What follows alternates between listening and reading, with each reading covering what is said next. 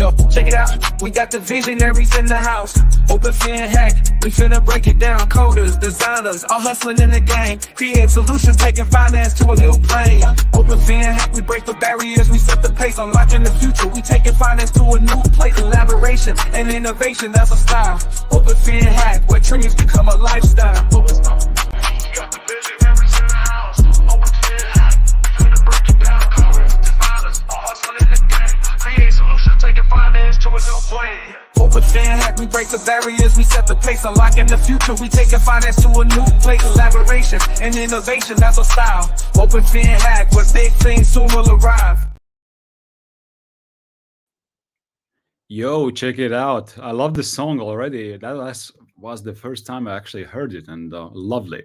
Welcome everybody who is watching this stream in YouTube, Facebook, LinkedIn, in Delphi media. So this is it. Open Fin Hackathon is coming. It's actually still few weeks. It's starting on April 9th, but we have several pre-events, and one of the pre-events is taking place tonight. So thank you for joining us. So few words about Open FinHack. What is that? It's an international fintech hackathon to drive innovation in the financial sector, as the name suggests. So we are bringing together innovators, developers, designers, industry experts, and all other people that are interested in fintech as such. So this is the event.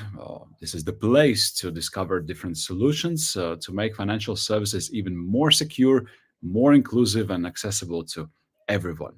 So this is the hackathon in general. So you're very welcome to consider your participation. The registration's open until April 4, so you have still some time. Today, pre-event is dedicated to the topic finance industry trends and new regulations. The agenda of the event is very simple. We have 3 speakers, and we'll have 3 presentations. And after all of the speakers, we will have some time for Q&A, some discussion. So you are encouraged to post your question or comment in the chat or comments section. Then we will hope that we'll see these comments and we can address the speakers if the time allows. My name is Oscar. I'm going to moderate this event, but I'm not talking very much tonight because this is not my stage, to be honest, because we have distinguished speakers tonight. 3 speakers, as I mentioned, 3 knowledgeable ladies. Elisabeth Noble from European Banking Authority. She's a senior policy advisor in this authority, and the title of her presentation is Fostering FinTech Through Supervisory Dialogue and Convergence Initiatives. After her, second speaker, Marija Krasovska from Bank of Latvia. She's a head of the Financial Technology Supervision Department there, and her title is Empowering FinTech Innovation, a Regulatory Insight. She will explore dynamic role of regulation in fostering and thriving financial services ecosystem. And of course, she will highlight Bank of Latvia's approach. And the third speaker, Marija Briede, she's a working group member in Finance Latvia Association and also Luminor Bank fraud prevention expert. And the title of her presentation will be Regulators' Role in Creating Financial Fraud Unfriendly Environment. So this is not very typical to speak about something unfriendly, I believe, but since we're talking about fraud, so it should be unfriendly environment for fraud initiatives, I believe. Okay, so yes, and I would love to that you, my dear audience, would see all the speakers, Elisabeth, Marija, and Marina. So these are real people live during this event. All right, I think we can kick off. Elisabeth, if you're ready to take the stage, let's start with your presentation. Thank you very much for the introduction. It's great to be here. I hope you can see my slides. If you could just confirm, that would be great. Great. Well, then I will begin a little bit by way of background for my authority, and then describe how we keep track of innovation across the European market and why initiatives such as this hackathon are so important from both a industry perspective, but also from critically a regulatory and supervisory perspective. So firstly, who are we? Well, we are the European Banking Authority. We're one of the 3 European supervisory authorities within the European market. Now, we're a public authority, in fact, an agency of the European Union, and our primary responsibilities are to foster convergence in the regulatory and supervisory treatment of relevant financial services. In our case, we're primarily responsible for banking, payments, e-money, and now under the Markets in Crypto Assets regulation, asset reference tokens and e-money tokens. Our sister agency, ESMA, they're responsible for securities and markets, and then our other sister agency, EIOPA, that's active in the insurance and pensions domain. Now, principally, we develop advice for the European Commission on where new European regulation may be needed. Sometimes we also advise the Commission to remove regulation, and I think that's especially relevant in the fintech space, where sometimes regulation may create an inadvertent barrier to the use of a technology because it assumes a specific risk management approach or technique, which perhaps is no longer needed because of the way the technology has evolved.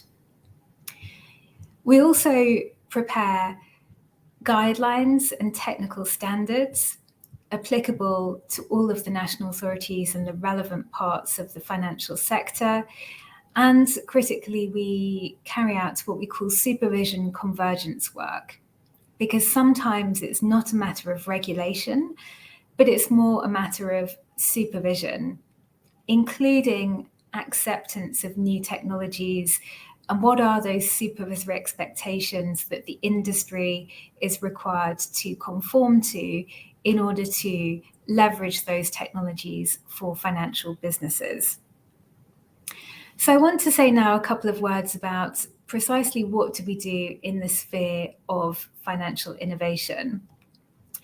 Well, essentially, we have a multifaceted approach to monitoring market developments and financial innovations, and then determining what, if any, action we should take.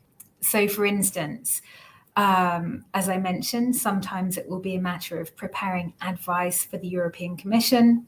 Sometimes it will be a question of preparing our own regulatory standards or guidance. And sometimes it will be simply about promoting dialogue between supervisors to develop a convergent approach to the acceptance of something, and then those convergent supervisory expectations. So what we tend to do is run information gathering exercises with our member authorities, with the industry, to take stock of what kind of technologies are you using, where are you using them, and have you identified any regulatory or supervisory challenges in leveraging those technologies in your work processes. So building on that data collection, we then analyze the results with our members. And for those of you who are not aware of our governance structure, our board is made up of the heads of supervision of the banking and payment supervisors in the 27 member states of the European Union, plus the EEA states. So we have a really broad geographic base, and this allows us to, of course, leverage perspectives from across the European market and also leverage supervisory experiences. So, for instance, in Latvia and indeed several of the Baltic countries, we've seen a very strong openness towards financial innovation. And this is great because often we can leverage some of that experience and openness to then provoke a slightly broader discussion about a technology trend and to almost encourage other supervisors who perhaps haven't come across those technologies to start to think about them, to start to understand them, and then to adopt a common mindset, which is so critical if you are a company that is looking to leverage the technology to scale your products and services across the European market. Now, once we have those kind of discussions, we tend to prioritize a little bit around the opportunities and the risks identified, and then discuss what action to take forward. Now, you might have seen several of our thematic publications, for instance, in the context of AI, in the context of the use of cloud for data storage and data management, and in the context of crypto assets, where we prepared quite a bit of thematic advice around 2016 to 2019, which eventually resulted in some legislative changes. But essentially, we have these kind of multi-tiered discussions to determine what is the best next step. And as I mentioned, although we focus on the risk, we also focus on the opportunity, because we are very, very keen to identify areas where regulation or supervision might create an unnecessary friction that means that it's difficult for you to leverage a technology for your business processes. And all of this stems from basically our statutory mandate, where we have a specific duty to monitor and assess market developments, including innovative applications of technology. And such is the importance we place on technology. We actually have among our 5 strategic objectives for 24 to 26, 2 related to innovation. One is about delivering the package of technical standards and guidance needed under the Crypto Assets Regulation, but also under the Digital Operational Resilience Act, which is another piece of European legislation intended to ensure that there's a high degree of resiliency to cyber attacks and other operational outages that come with increased digitization. But looking beyond that, we're also really keen to focus in on the position of consumers. Now, many consumers are benefiting from digitalization of the customer interface. So, for instance, remote customer onboarding, the use of digital platforms to distribute financial services, and perhaps provide access in geographic areas where those products and services may not have been previously available. But again, of course, there are some risks involved as well. Risk perhaps of fraud, risk perhaps of identity theft, perhaps other sorts of risks that come with the submission of data in digital form. So we're very keen to keep this balance between the opportunities and risks. But as I say, such is the importance of technology. We have 2 strategic objectives for the next few years covering technology topics. Now, we have this iterative process I just described towards identifying innovation trends and issues that may require our attention. And based on our work in the last few years, for the next 2 years, we have 3 areas of thematic focus, which may be interesting to you in the context of the hackathon, because who knows, perhaps you are exploring innovation topics and technologies that go to these different themes. So the first theme relates to crypto, tokenization, and decentralized finance. Now, I've mentioned several times already the markets and crypto assets regulation. And you might say, well, why are we still looking at crypto in view of the fact we have a new European legislative package? Well, the answer is that that regulation does not regulate all of the crypto asset activities that we see in the market. In particular, crypto lending and staking is not in focus. Equally, true types of decentralized finance structure, they are also out of scope.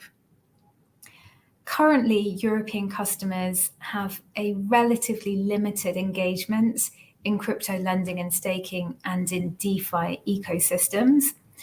But we think engagement is going to grow, and that's based on analysis of the European market, but it's also based on precedents outside the European Union, particularly in the United States, where we see a bit of a growth in these types of activities.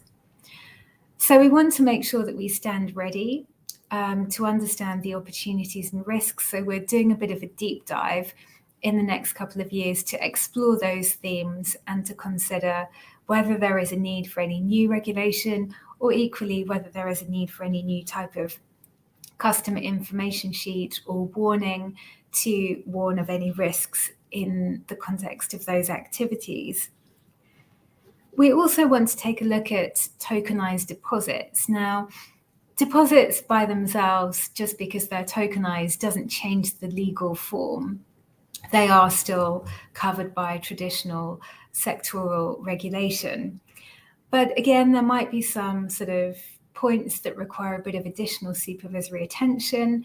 Perhaps there's also a need for discussion around acceptance and use of tokenized deposits. So we also want to do some thematic work to analyze different structures for deposit tokenization, and to also think about wider uses of distributed ledger technology within the banking and payments sector, where we want to do a bit of a case study analysis and again see if there are any new opportunities and risks.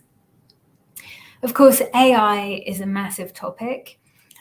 So we are also going to be turning our attention to artificial intelligence and machine learning use cases in the financial sector, particularly leveraging generative AI.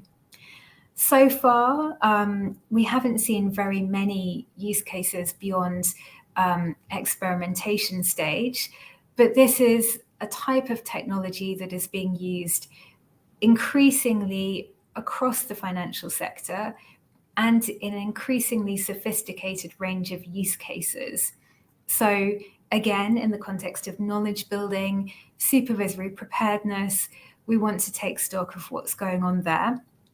And you will also be aware that recently there was a political agreement on the European Union's Artificial Intelligence Act.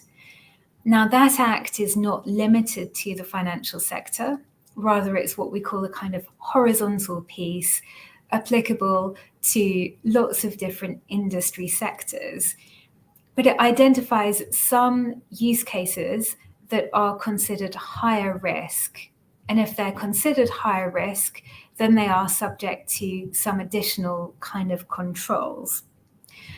But to the extent a financial institution is using AI in one of these higher risk use cases, so for instance, in the context of credit worthiness assessments, we need to make sure that the industry has a strong understanding of how the AI Act requirements intersect with traditional sectoral requirements on how to keep consumers safe. So this year we will be preparing some guidance on how the two sets of measures come together and what this means for the financial industry. And then finally, very briefly on the third theme, we noticed that technology is being increasingly used to rework the distribution chain. So we call this value chain evolution, but essentially where you have a number of different industry actors involved in distributing financial products and services, and perhaps dealing with different parts of the value chain. So for instance, suitability of the products and services, the customer onboarding part, and so on. Now, this is not particularly new. Historically, we would call this something like banking as a service. But we think with enhanced technology use in the financial sector, there are a proliferation of different types of structure and also the distribution of different types of financial product and service in this way. So again, we want to keep track of the different structures, the opportunities and risks, and consider if any further actions are required. And we also want to continue to monitor the role of big tech and its relevance to the financial sector. We are carrying out also some broader analysis on RegTech and SubTech, and that may also be very relevant to you in the context of this hackathon. But I wanted to just conclude with a couple of words about the value of this type of structure. And I'd like to refer more broadly to the concept of innovation facilitators than hackathons per se. So what do I mean by innovation facilitator? Well, it can be a lot of different types of initiatives. They tend to fall under the sort of names of innovation hubs or regulatory sandboxes, but the sort of boundary between the two, I think, is becoming increasingly blurred. So innovation hubs tend to be a sort of point where industry can raise questions to supervisors to ask about, for instance, the application of regulation to a specific technology use case. And we see them as incredibly useful for supervisors to understand what is the type of innovation within the sector, but equally for industry to understand the supervisory expectation against the use of that technology. So really, really useful discussion forum. And regulatory sandboxes, on the other hand, go perhaps a tiny bit further in the sense that they provide a venue in which a specific technology application can be used and explored under the close supervision of the supervisor in a tightly controlled environment. But both can be sometimes a little bit resource intensive for the supervisor, and so they both have, to some extent, challenges. But regardless, I think across Europe, we've seen an overwhelming majority of member states adopting one or both types of structures. And based on data from October 2023, which we ultimately published in December of last year, we have around 41 innovation hubs within the European market and 14 sandboxes.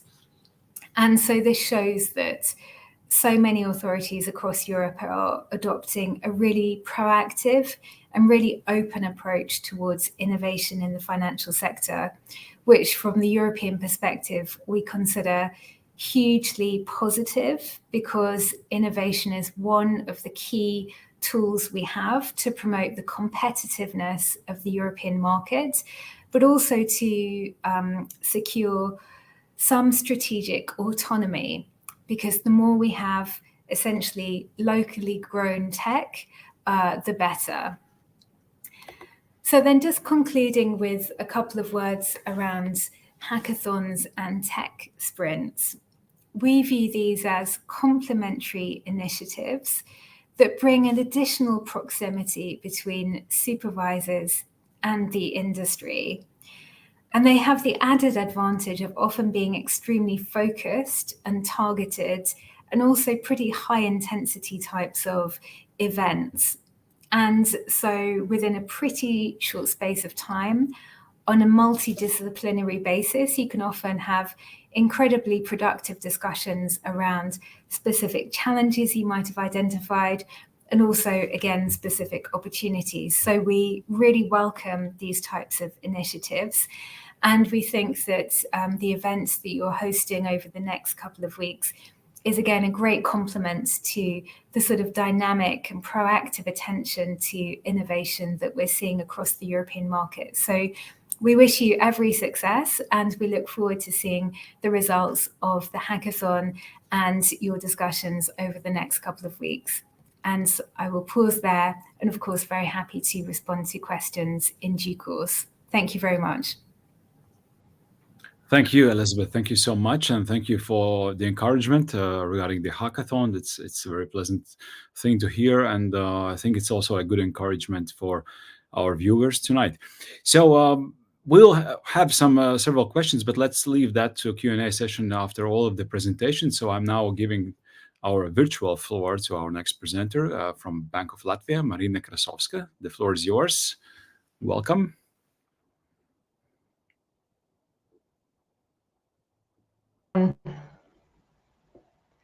Hello, everyone. Very, very happy to be here. And thank you very much, Elisabeth, for presentation and good start.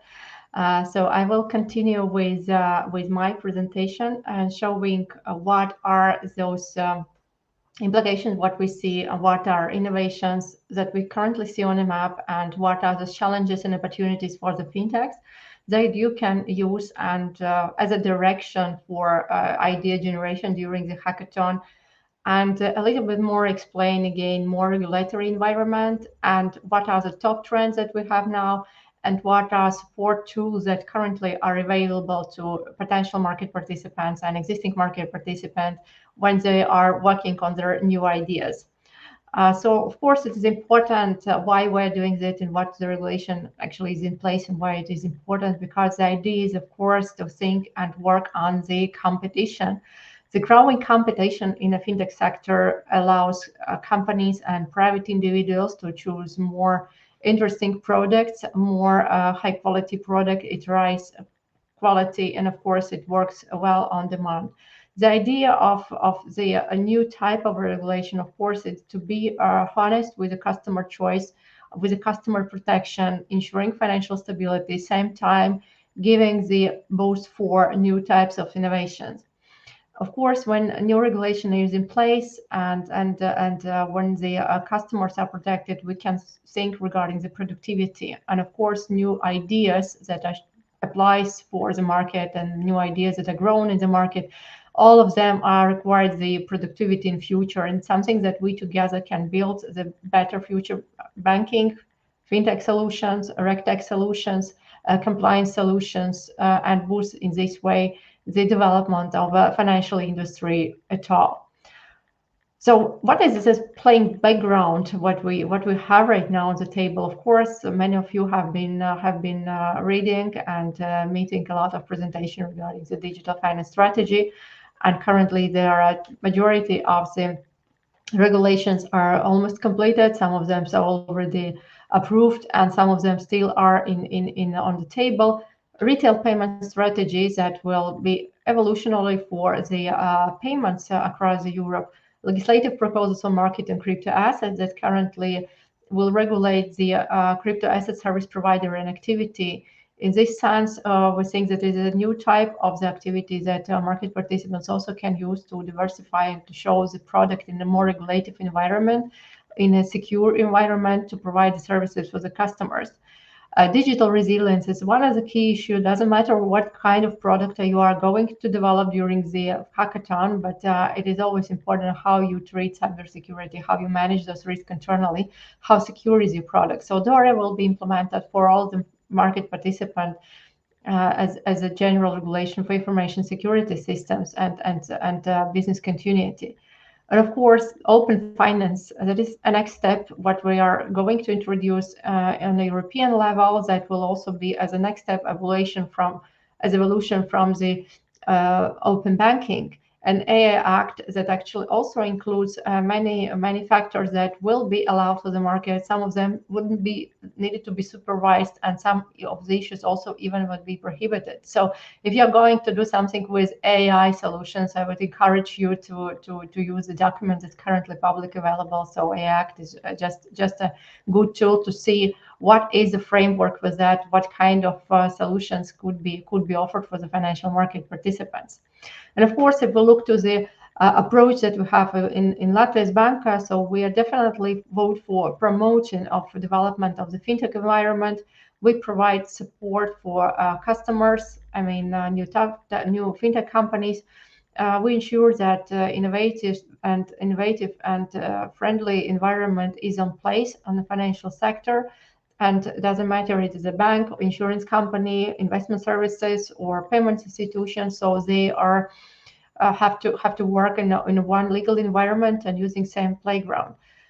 Currently, you also see in the pie chart what are the top services we're working at, and what is our statistic in our innovation hub and regulatory sandbox. What are the most topics that are quite popular for the discussion between the market participants and regulators. And of course, the crypto services, crowdfunding, payment services are on top of that. So if we look to what are those top technology or top trend on the financial sector is that are quite innovative, and we're observing them and see that there are a lot of activities could be done even during the hackathon in those areas. And of course, AI application, blockchain, embedded finance, buy now, pay later, and open finance. So actually, those are directions that are transforming the financial industry. And we already see that even one market participants can dramatically create kind of disruptive approach and offering the new type of services, change the market rules. And we think that those directions currently are one of the top where the business could be also developed in future that also pays our attention as from supervisory and regulatory side. If we will going into a little bit more deeply what is happening on the Latvian map, what we currently can see, of course, we will see that Latvian market participants in the financial sector are absorbing a lot of different kind of technologies. And on top of them, among top, I definitely can underline that cloud technology is one that is just growing from year to year. API solutions, a digital platform, digital onboarding, any kind of interacted remote work with the customers in payment area, in insurance area. So there are those factors who are growing each year. Of course, the application of algorithms and new types of data models, robot consultancy, and new types of the chatbots and robotic automations. Those processes also are changing on the market environment, and they are growing. What we see right now, we would like to see even more how these new technologies are applicable and created new type of the value. What is the value for customers that customer can benefit of that, and of course, the application of those technologies in financial sectors, they sometimes go even more and even deeply outside the financial sector, and that's how this embedded finance directions are growing. So the future trends from regulatory sides and our implications, what we see, of course, what we definitely see that adoption in AI in digital finance, it creates a lot of pro cons. We see that data analytics and data quality from risk side and from the opportunity sides also is growing. So any ideas relating how to be more efficient with data and how to secure more high quality working with the data are welcoming. Yes, it's growing compliance, and sometimes companies can consider that compliance burden becoming more significant from year to year. However, there are also the quite big room for improvement that creates, again, additional opportunities for fintech companies to create new types of solution, how to digitalize it, how to manage those risks in a better way. So, of course, emerging technologies give a lot of opportunities on the market. And one of the other concerns that we also have that is related to DeFi platforms that will be outside the MiCA regulation. It is of course, fraud management, that definitely is one of the topics that solutions are required, because not only in the current financial market, but also looking forward when new business models will be appeared in a crypto area, in open finance, in insurance sector. So fraud management should be in a highest place. And of course, from our side, as from regulatory, I could not mention corporate governance. So the corporate governance is something that is first what we see on any kind of business activity. And we vote for well-established corporate governance in any institutions. So now about a little bit more, what are those challenges and what are the opportunities for regulators and fintech companies that currently we see on the market. From our side, we see that there are, of course, rapid technological innovation coming, and the regulation of crypto and AI will bring new opportunities. And it is also that you can use as ideas and background of ideas working during the hackathon. We see that the dependency of IT solution is also growing. That creates new types of the risk and additional attention from regulatory side. However, we also see that there is a kind of business benefit that companies starting to use more outsourcing services and manage the business in a more efficient way. So it is always for us is important to be balanced between the innovation and customer protection. So those questions will always be on the top, especially if the companies are going to cross-border activity. And what we see also in addition to that, that the business models of the companies are growing. So and not only growing, but the complexity is changing. And the more advanced and more digital businesses and more different kind of third-party providers are involved in a business model, in a value chain of how the product is delivered to the customer, the more risk could be developed in such a business model. And from the other side, it is an opportunity for fintech to create how to manage those risks in a better way. Of course, the fintechs also can change the playground. However, they also say the challenges for fintechs, as I mentioned before, the growing burden from regulatory, the increased compliance costs for some companies in the area. This is something that should be counted into business projections. So if you'll be working on a new idea or new startup, so just please attention. What are those your compliance costs? How much you are going to allocate it? Is it so sufficient and proportionality principle of the business is in place? Funding challenges and competition within banking and existing sector is also in place. So, but we are also would like to see more collaboration in this area.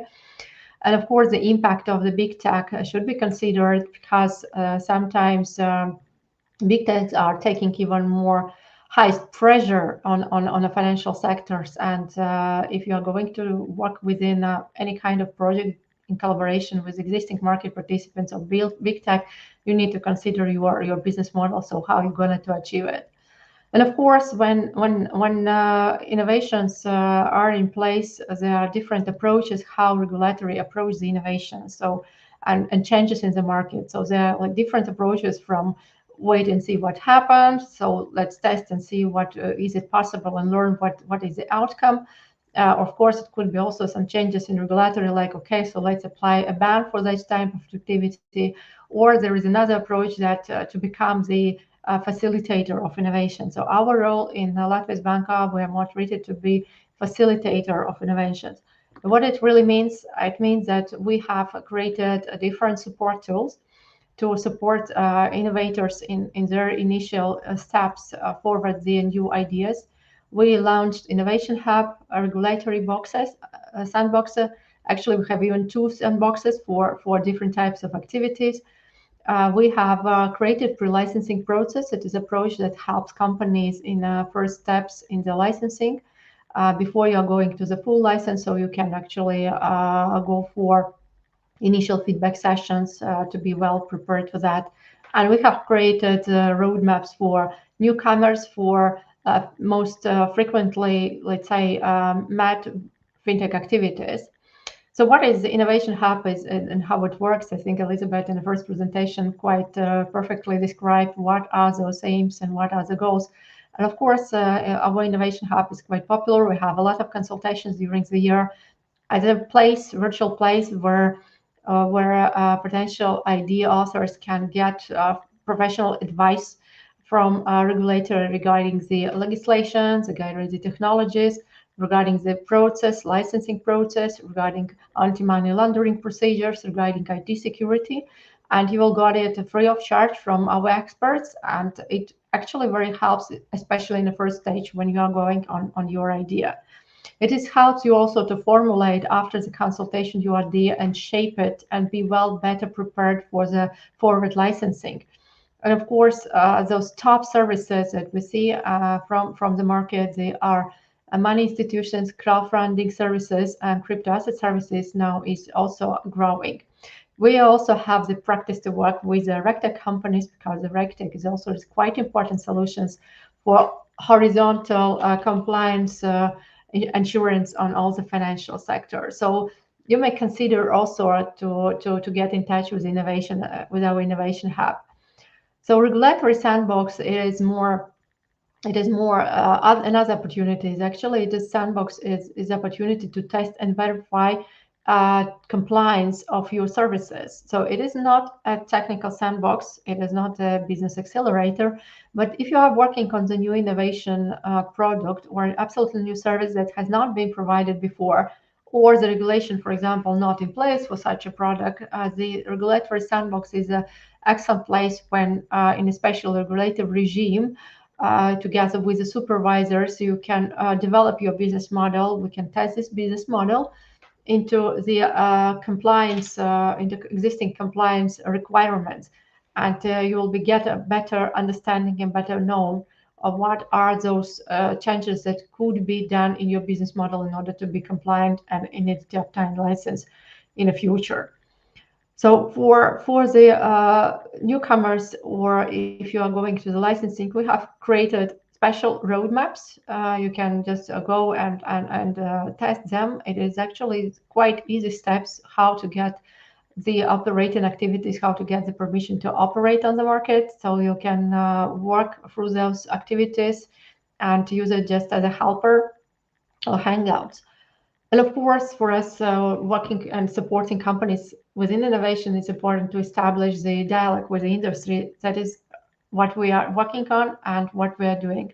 We have up and running several working groups on a Latvian fintech strategy implementation, on MiCA regulation implementation. We are established dialogues with the Profile Association, and we're actually quite oftenly creating special seminars and webinars in regulatory and supervisory questions for the companies.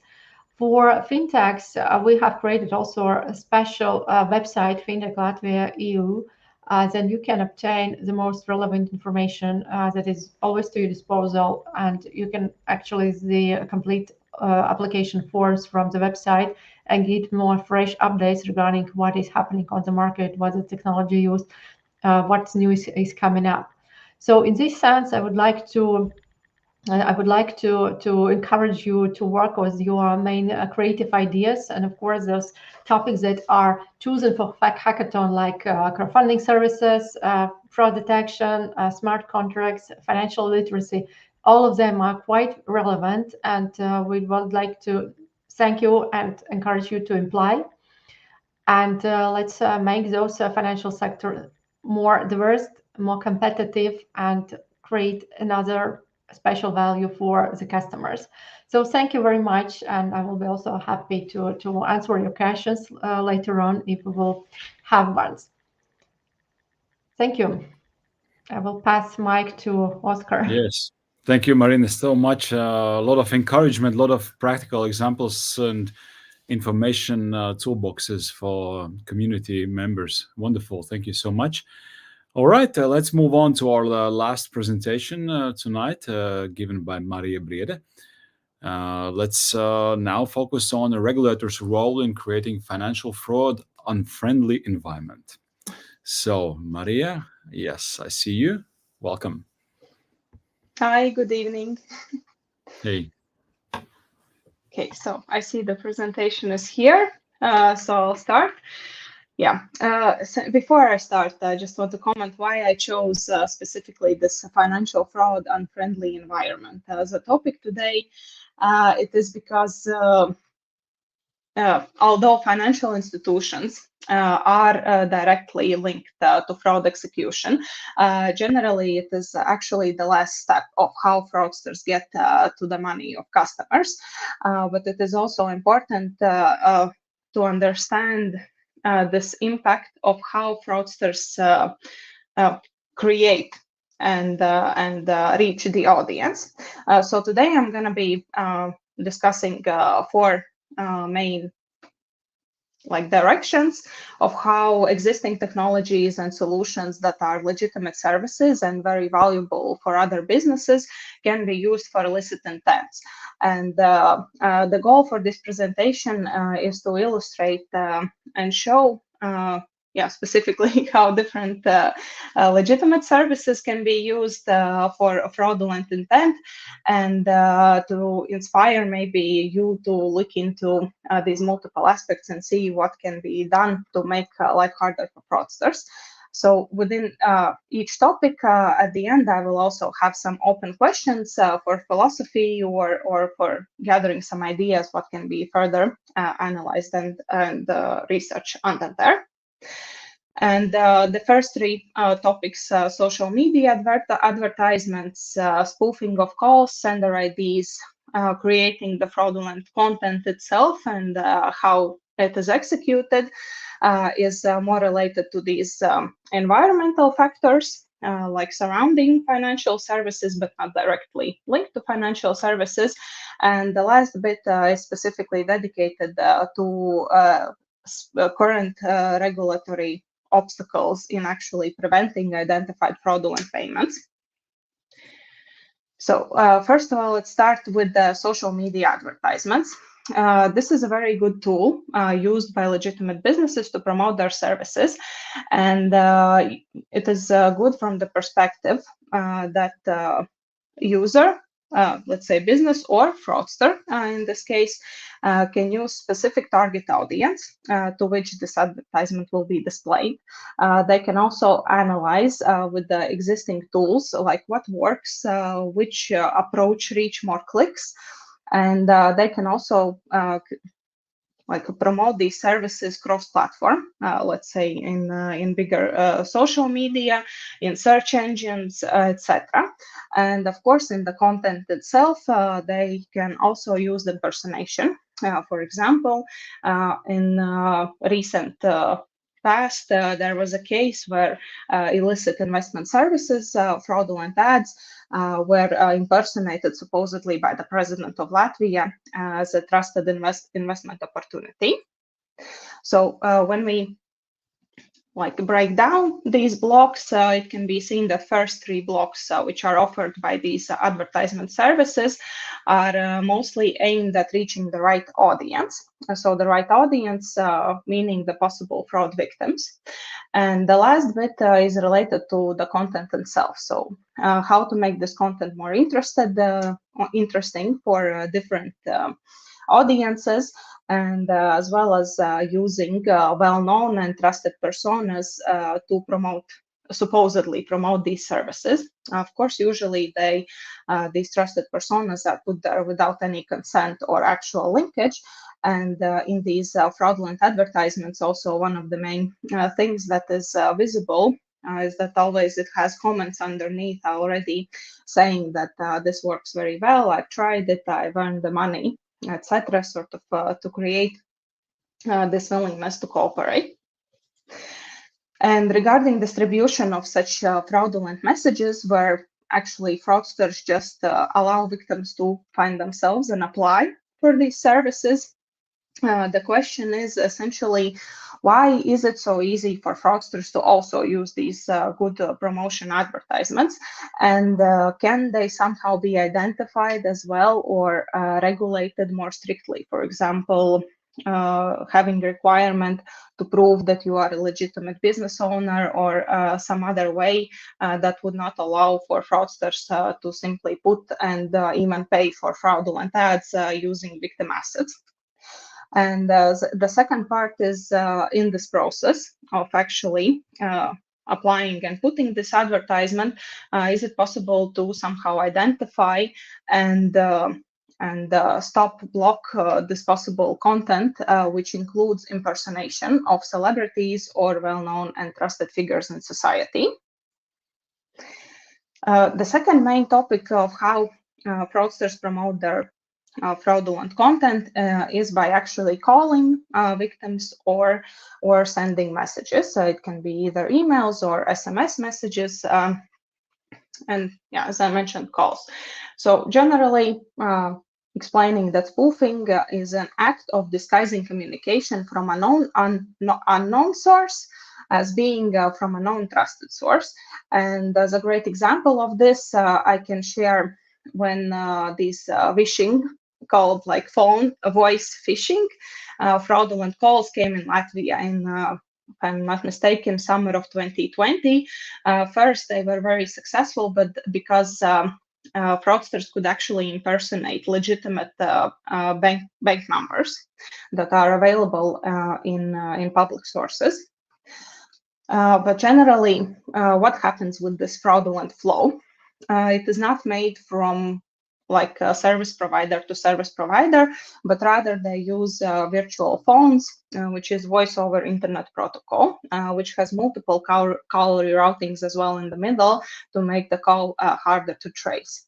And also fraudsters can get access and use a service which is not legal by itself to actually spoof sender IDs, in the sense that in recent times we had also these fraudulent messages where, for example, a fraudster sends a message posing as the sender puts, for example, son. And if you actually have son, which is saved in your phone contacts as son, by fraudsters spoofing this sender ID, this fraudulent message will go in the legitimate conversation flow, which will make it harder for receiver to distinguish whether this message is actually received from the person. And regarding this, there are also recent changes, for example, in Lithuanian legislation, where telecommunication service providers are required to block these possible illicit call and SMS flows, and that is done by legitimate services like giving what service providers and what sender IDs they actually use. So anything that is similar or is not coming from the trusted source is blocked and not delivered. And this is currently not implemented in Latvia or Estonia, if we're talking about Baltic countries.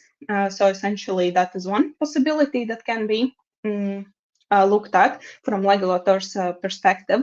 But general questions in how to combat this fraudulent call and SMS flow is to understand, like, how is this voice over internet protocol regulated, and can legitimate flow be distinguished from fraudulent flow when the call is incoming or message is incoming. So the same, can spoofed sender ID be identified? And general question as well at the end is what should be done if it is possible? Like, should the user just be warned that this message or this call is probably not coming from the source it says it is coming, or should this flow just be restricted and blocked without even delivery to the final destination? So for the next bit, creating this fraudulent message content and actually execution. So all of you probably know and have heard of ChatGPT and similar solutions. And of course, fraudsters are no exception from this. And they also use these services to create content, which is better. It usually contains less grammar mistakes and is more seems more legitimate. So the possibility of clicking on a suspicious link created to this message is higher than what fraudsters also do. In recent times, it has become clear that with the increase of fraudulent messages, I'm talking specifically about smishing, SMS phishing, fraudsters send these links where users need to enter their credentials. So once they do, what fraudsters try to do is try to get access to persons' funds in financial institution.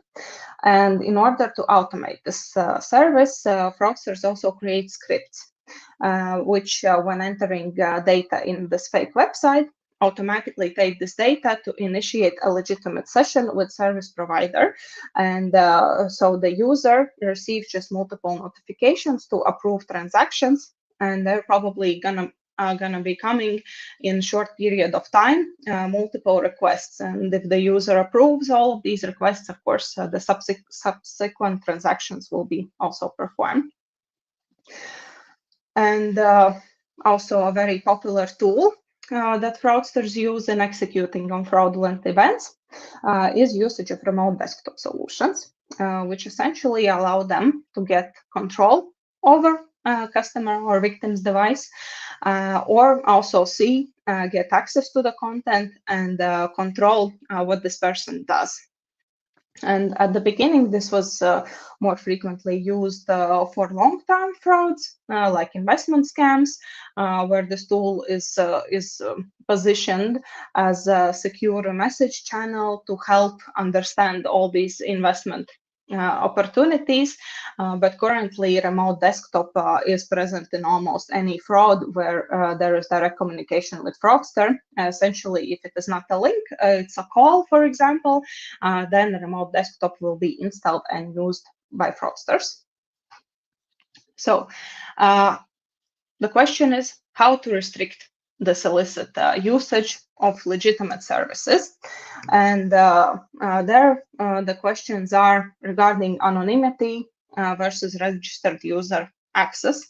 Like, should you be identified as a user in order to use this? And what is the line between your privacy as a user versus content controls? So can these requests to generate texts, for example, in ChatGPT, should they be screened somehow or be searched for some common words that can be used for illicit intents by fraudsters? And as an example of this ChatGPT usage, I can also share one from my experience. When in the last year, first fraudsters started to send messages in name of government institutions, specifically about tax returns. They use this generated text from ChatGPT, and that was discovered by actually experiment where at the time my head of unit team lead tried to ask ChatGPT to generate a message supposedly from this tax authority and tax return, and the result which was given was very similar to the one that fraudsters used. Yeah. And then turning to the last part of my presentation about the current legislation, which actually holds back and provides obstacle in preventing already identified fraud. And here I'm talking about refusal to execute fraudulent payment.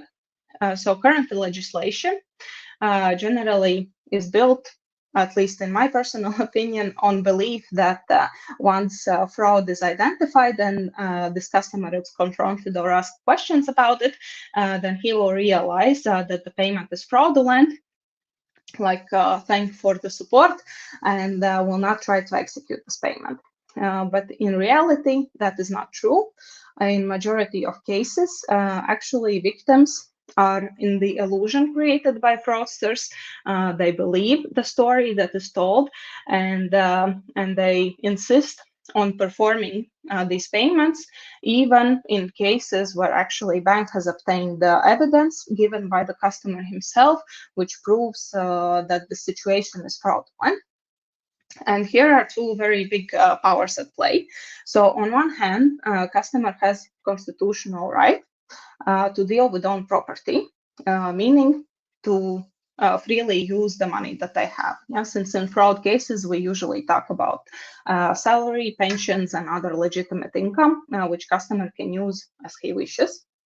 And on the other hand, if this fraudulent payment is executed, essentially, bank is allowing to execute a crime, even when it is identified by documents provided by customer that it is possibly a fraud case. So if we allow customer to execute his right to deal with own property, eventually customer does suffer financial losses, even if at the moment he doesn't realize it. And also by allowing to execute this payment, the funds, once they reach the destination, they're essentially illicit funds, and all further activities are considered to be money laundering activities. And of course, the execution of these fraudulent payments are bad or against society and the person's interests themselves, because it also finances future fraudulent activities. The more they gain the money, the more the turnover of their activities, the higher their activity will be. So if we're talking about these ways, then essentially execution of fraudulent transaction benefits only fraudsters, even if customer at the moment doesn't realize that he is a fraud victim and insists on performing a payment. And the refusal of executing transaction is in society's interest. But currently existing legislation in Baltic states does not actually allow financial institutions to refuse perform a transaction which is considered to be fraudulent.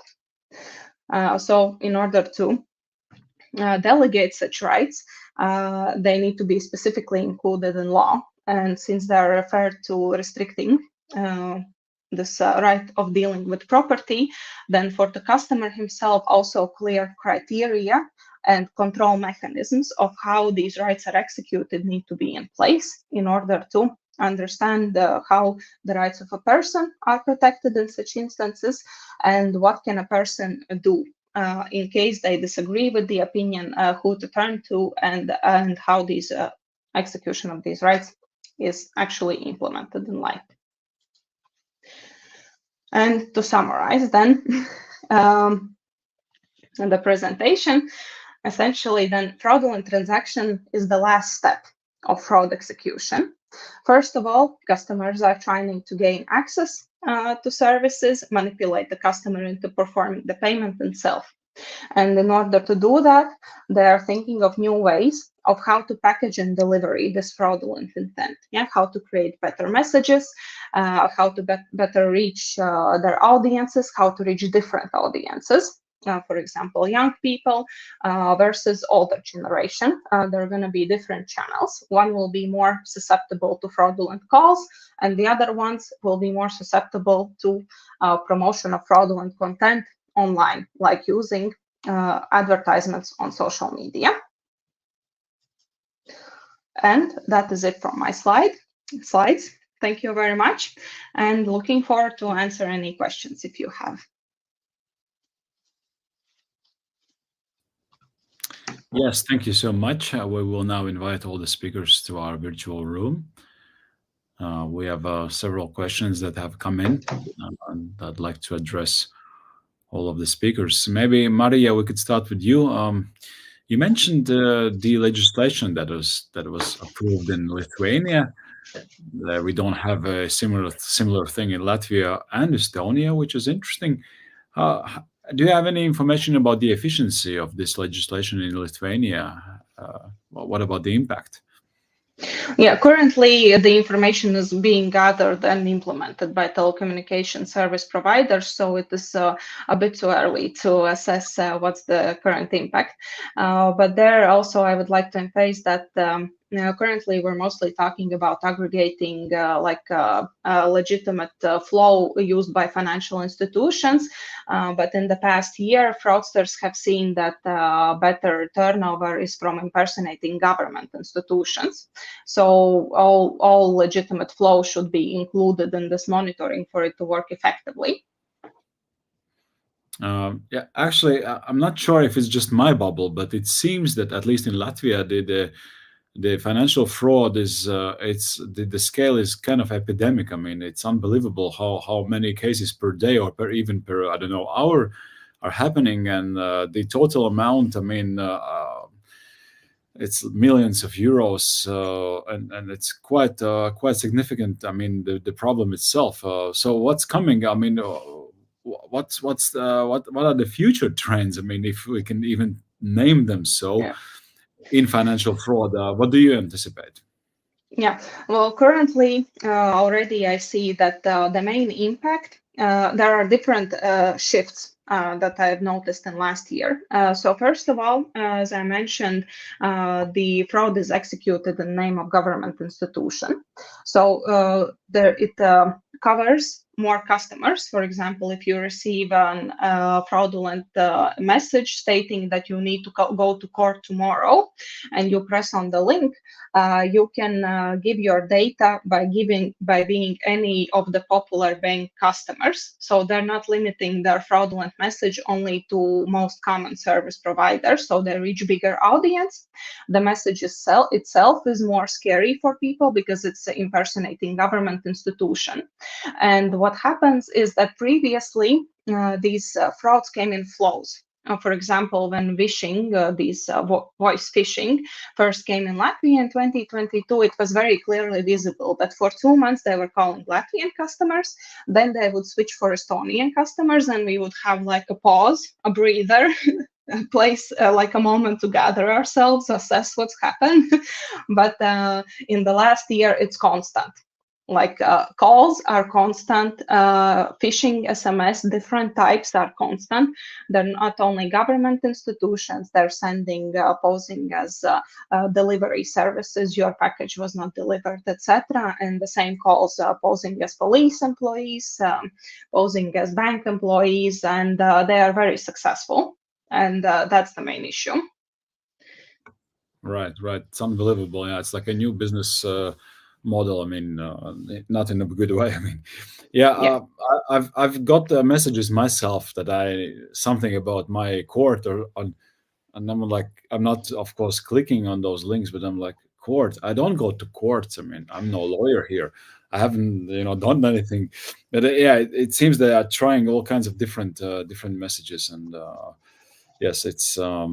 I think that society education is needed, and also for youngsters, because many kids have bank accounts from age like 7, and at least my daughter had from age 7. And what I did proudly is opening the bank account, but what I didn't do is talk about these issues. So something to think about. All right. But there is a general suggestion that I can actually give, because understanding and analyzing all fraud actions is worthless, because today it's one thing, tomorrow it's another thing. But general thing is that no government institution, bank, or any other legitimate service provider will ever send a link asking you to enter bank credentials. And what fraudsters are actually aiming at is to create this emotional response. So if you receive a message that scares you, it's going to be situational based. So even if you know that this fraud is happening, in that situation, you might not recognize it. So you have to recognize those moments where you might feel that way, like you're very scared, or you're very happy that you just put an ad selling something and within 5 minutes there's already a buyer. Like in those situations, you should just pause, step back, and think like, okay, is this for real? Right. So that's the main thing. I think they have a word for that: social engineering. Exactly. The whole thing. Right. Let's involve other speakers as well. Elisabeth, you mentioned the effectiveness of different innovation, fostering events and sandboxes, and of course also hackathons, which is our topic today. How do you see the effectiveness so far in such events, and do you see these new trends, for example, fraud, but not only, I mean, fraud, also topics beyond this, as a, I don't know, a trendy stuff to think about for our audience tonight that are watching and thinking of their potential involvement in this hackathon that is coming in April? Yeah, thanks for the great questions. Maybe just a word on the previous point first, which is the importance of consumer financial education. And I didn't mention another of our instruments, but we have the possibility to issue consumer warnings. We also are increasingly issuing consumer fact sheets, which then provide a standardized text which authorities can translate to national languages, that can help also convey some key messages. And it's not just about financial information, it's about also protecting data in general. And of course, with an increasingly digitized society, we also have an increasingly data-fied society. And so teaching consumers how they can protect their data, whether it's financial or any other data, is so important. So we also really strongly encourage proactive steps towards basic levels of financial education and digital literacy, so that we, as much as we help, they can also help themselves a little bit. And even this week, I received a sort of email from a French tax authority, and I verified it because I'm aware that I need to verify the address, the place that you're supposed to access, to provide your data, etc. But it's so easy not to do those things because you think, oh, it's a tax matter, it's really urgent, it's really important, I need to sort of respond to whatever they're asking me as quickly as I can. But I think always think twice, just to make sure that you are protecting yourself wherever possible. Coming now to your question about hackathons and their value.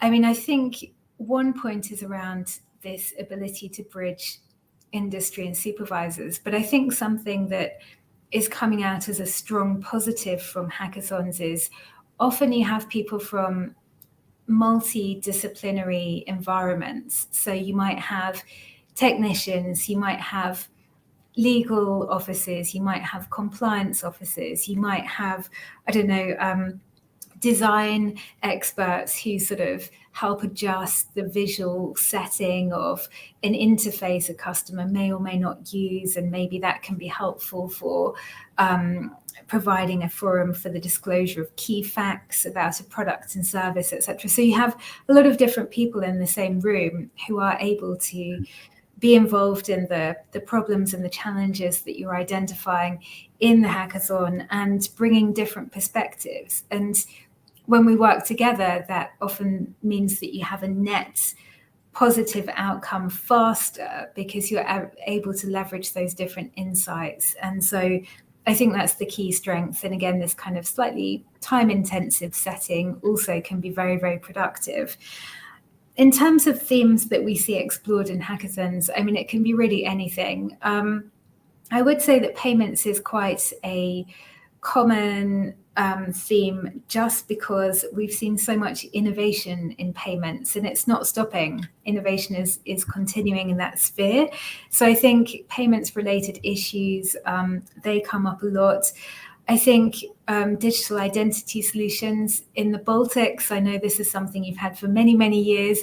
In some other European member states, perhaps less so, and far less integrated identity solutions. So you tend to see that topic perhaps a bit more present in some of the other member states. And then, of course, quite a bit on the RegTech, SubTech side, because for sure, we as supervisors and regulators need technology as much as the industry if we're to remotely keep pace with everything that's happening and monitoring flows, value flows and different types of risks. So I would say there's a big variation, but I think fraud prevention is a great topic, incredibly timely, and everything that was just said about the increasing relevance of this is a common theme that we see across the union, notwithstanding recent innovations such as multi-factor authentication.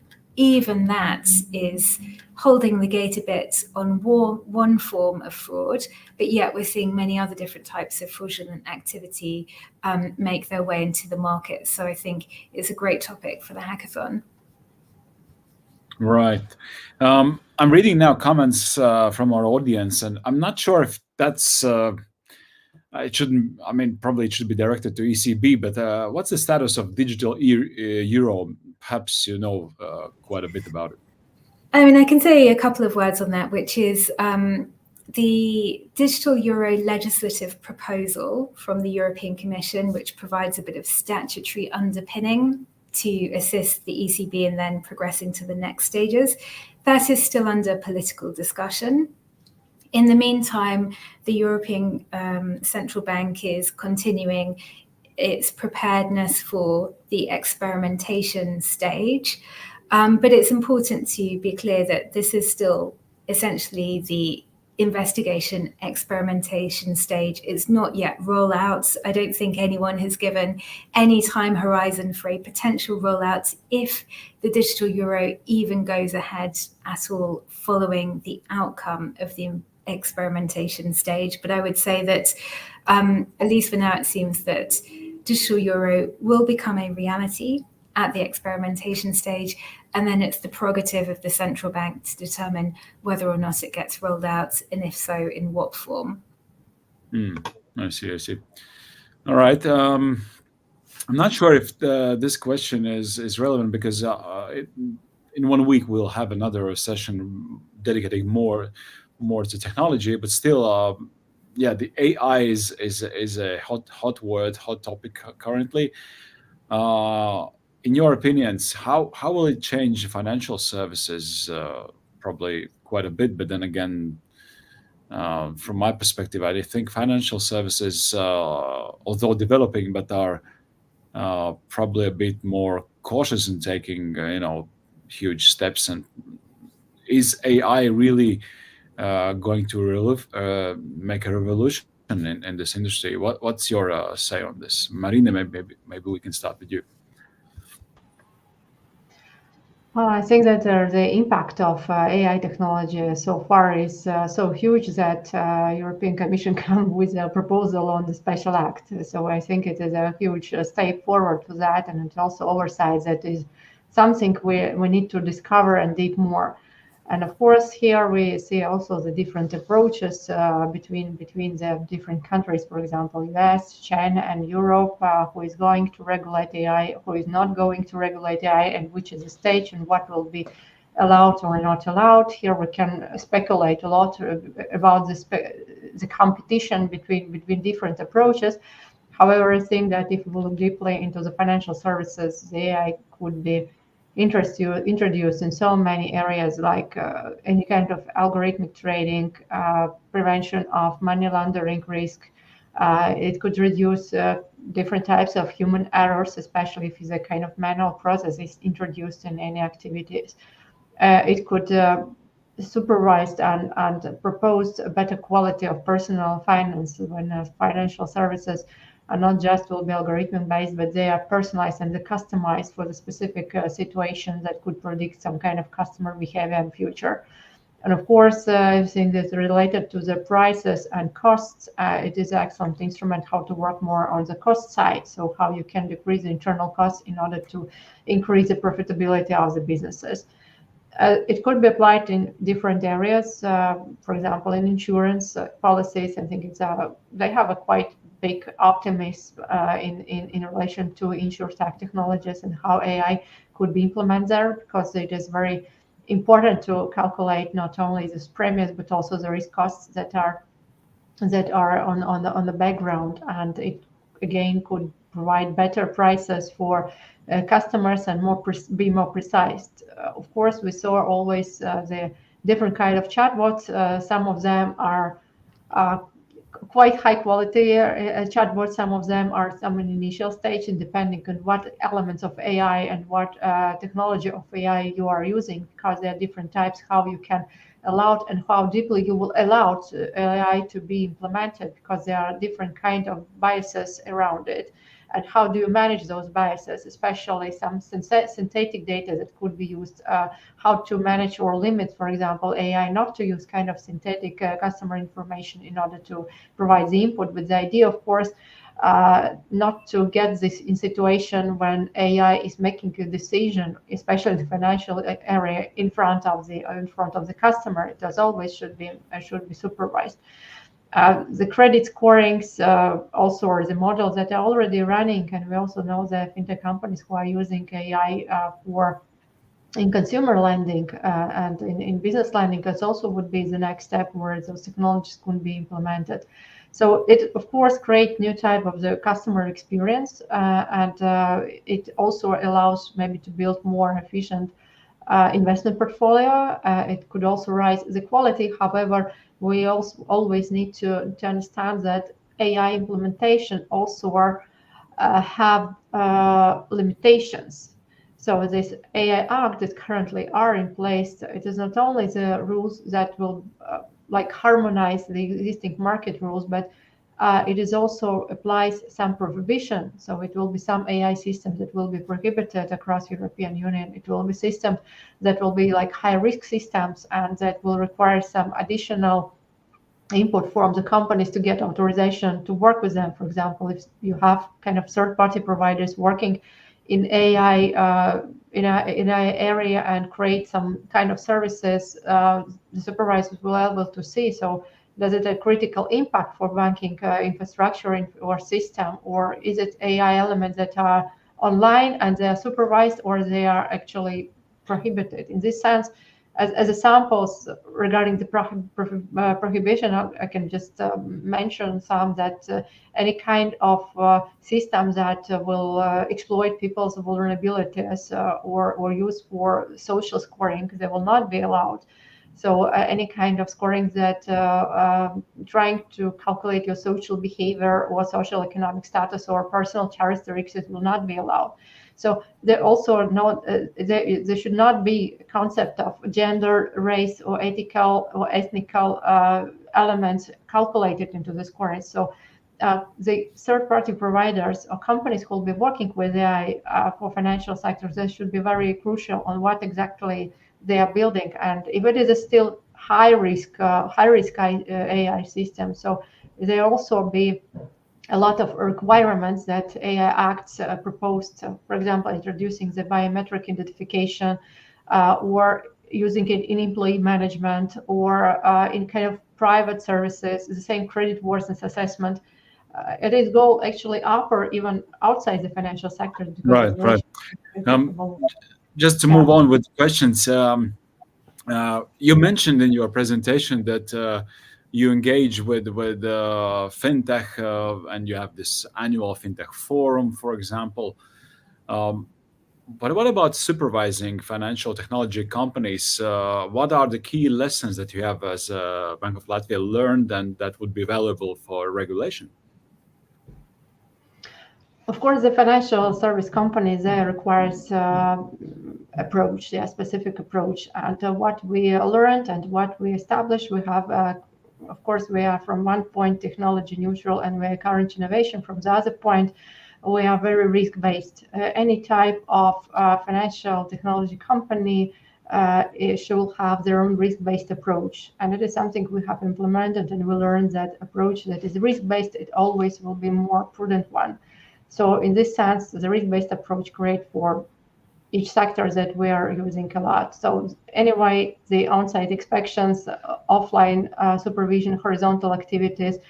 For our side, it's important to understand, does this kind of fintech services create new type of systemic risk or not? It doesn't mean that fintechs require less attention, no, because they also can create new types of the risk that supervisors can and have to see and foresee it and predict it, and what would be the impact for the financial system. All right. Moving on to Elisabeth. What about the key challenges and also probably opportunities that you foresee when we integrate emerging technologies with the existing or upcoming regulatory landscape? I mean, how does it go hand in hand? I mean, the pace of the technology development is so fast.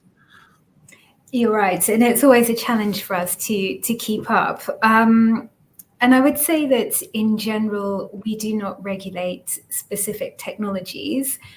Rather, we regulate essentially use cases of the technologies. So in a sense, using the terminology of before, we have a fairly tech-neutral approach in that we don't typically prevent the use of specific technologies, but we may augment specific use cases. And I think in terms of major challenges, the biggest one is really around explainability to supervisors about how does the technology function, how can the technology be secured in terms of particularly cybersecurity and the use of data, and is it reliable? So are the outcomes from that technology use performing in the way that one would expect under all relevant scenarios? So I think these are the kind of key challenges that we typically see. And so our work is about improving consistency of supervisory expectations and articulating those to the industry ex ante so that there's certainty regardless of where one is established across the European markets. And then, of course, we do have bits and pieces of new regulation to mitigate specific risks. So Digital Operational Resilience Act, particularly addressing the sort of ICT security piece.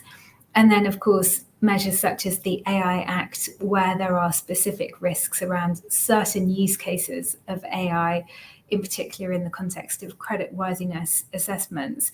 But in general, I mean, we're not anti-technology in any way. Rather, it's more about just making sure the use cases, insofar as new technology is integrated, are robust, they're reliable, they're explainable, and they serve the best interests of both consumers and, of course, contributing towards financial stability. So that's really what we're looking for. Right. I mean, use cases approach really sound relevant in this, is as you explained it, because technology as such, I mean, it's used less if it's not a good usability, and then you talk about use cases. Yeah, that's totally makes sense. Right. I'm seeing that we have about 2 minutes left. I'd like to involve Marija again. As we discussed today regulation, but also touched upon technology. What role do you see for technology in aiding this fight against financial fraud, and how can maybe regulations support this? That is a very good question, and I guess it depends. Yeah, on where you apply these technologies, because if we're talking about the financial industry, for example, then of course more elaborate and AI-based, even like pattern recognition or fraudulent transaction recognition solutions would aid in identifying possible fraudulent events. But then again, if we're talking about the environment itself, then I believe that technological solutions, maybe on user level or on business level, could provide like support to identifying and probably stopping or putting obstacles in a way of fraudsters to promoting their illicit services. So there can be multiple use cases depending on which specific industry you want to apply it to.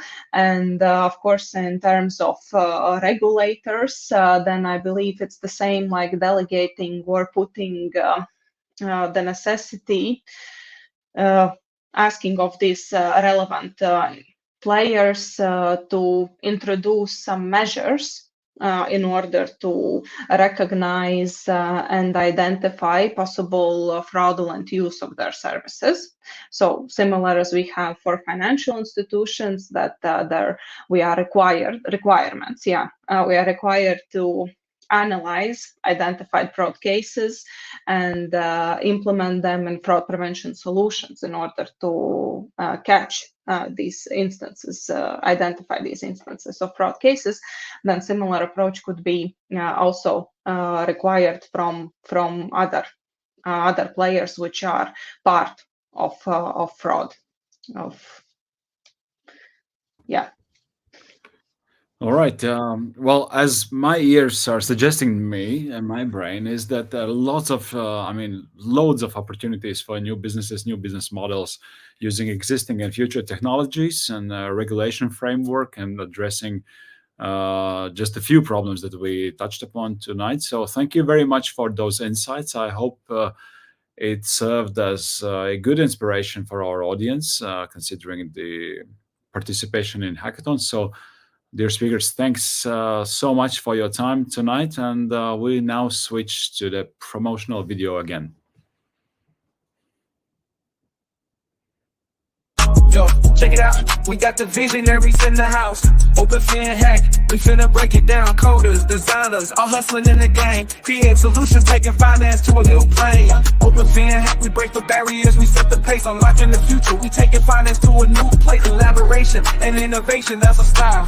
Open FinHack, where dreams become a lifestyle. We got the visionaries in the house. Open FinHack.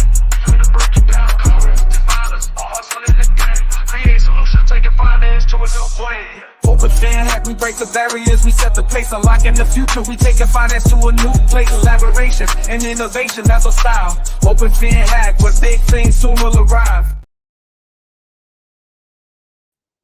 All right, so with this we end our event. Just a quick reminder, so openfinhack.com, openfinhack.com is the website of the hackathon. Is going to start on April 9th, so we still have a few weeks to consider our participation. April 4, although, is the deadline for applications, so make sure you're on time. But before the actual hackathon, we have a few more pre-events coming up. So exactly in 1 week, we will have the pre-event that will be dedicated to fintech and technology. So during this session, we will explore the dynamic fusion of finance and technology, as the name suggests. So we will discover the evolving landscape of financial technology through the lens of FinTech ABCD, which stands for AI, blockchain, data, and of course, the cloud. All right, guys, that's it from our side tonight. Thanks a lot for joining and watching this event, and hope to see you in Hackathon. So make sure you visit openfinhack.com. Thank you so much. Bye-bye.